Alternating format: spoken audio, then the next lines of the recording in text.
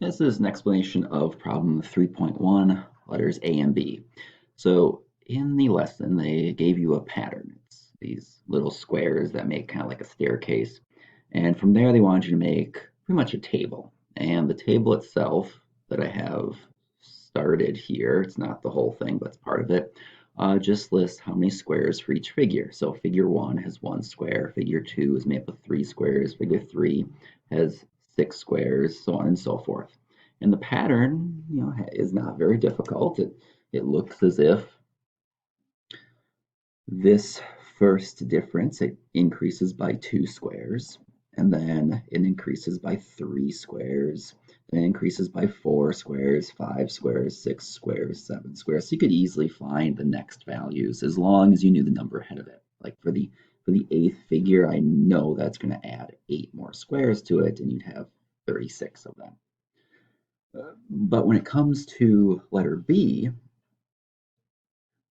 asks you basically what the equation is. And there are different ways to write quadratic equations. You've seen that in previous lessons.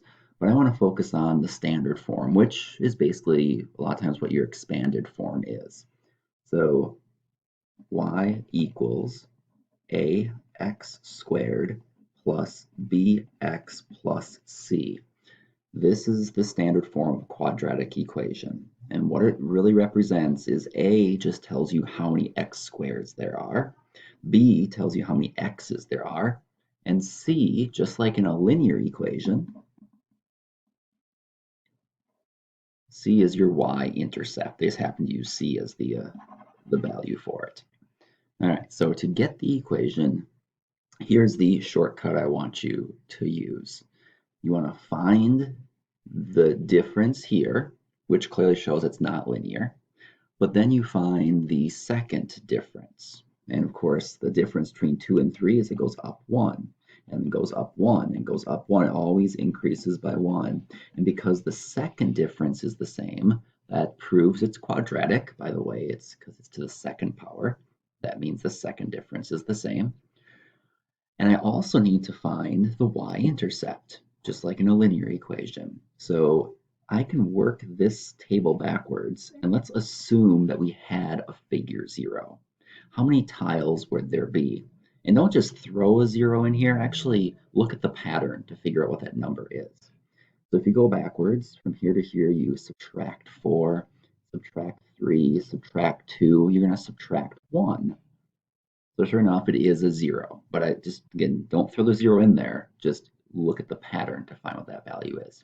So what I did right now is I actually found the y-intercept. It's going to be 0. So y equals ax squared plus bx plus 0. Now I have to find a and b. So the next thing I do is I find the value of a, which is fairly simple. The shortcut to find a is you take your second difference and you always do half of that. It's half of the second difference. There are other ways to write quadratic equations from any set of points, just like with linear stuff. We'll see if we have time for that this year. But for now, just looking at a nice, neat table, how can we get a quadratic equation? So you take half of the second difference, which is 1/2. So it's 1/2 x squared plus bx plus 0. So now the only thing left in our equation is to find the value of b. And that's where we use some algebra. So we're going to go up to the table and we're going to choose any of these values except 0, 0. Let's keep this pretty easy. Let's just use this one. That means my x value is 2 and my y value is 3. And I'm going to substitute those values in here. So every x value becomes 2 and every y value becomes 3.